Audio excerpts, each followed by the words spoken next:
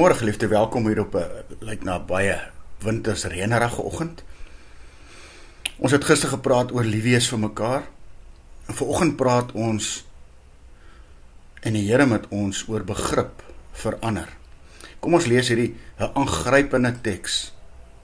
Lees dit saam met my in Deuteronomium 24. As 'n man pas getroud is, hoef hy nie saam met die leer uit te trek of enige verpligting op hom te neem nie.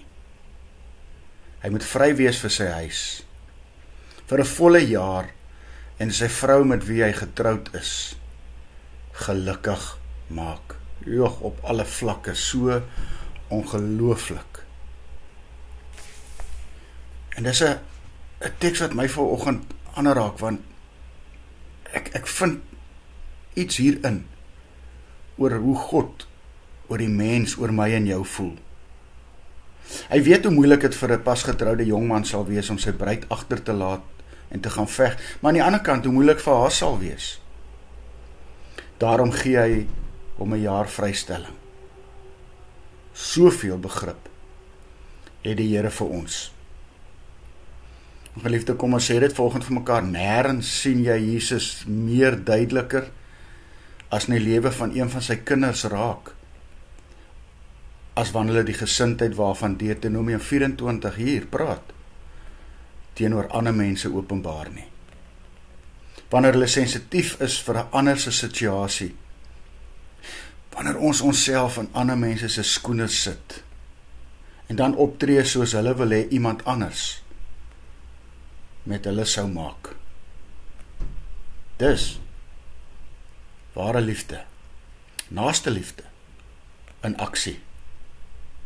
Dit is, in ons tyd, kom ons wees maar hieroor eerlik, 'n baie skaars verskynsel. Want ons is so besig met ons eie sake, dat ons nie ons nog met ander en hulle moeilikhede kan bemoei nie. Want eintlik is daar nog soveel selfsug en soveel van die ou mens nog in ons oor, dat ons nie aan iemand anders en aan andere dink nie. Maar in my en jou lewe mag dit nooit so wees nie. En begin vandag.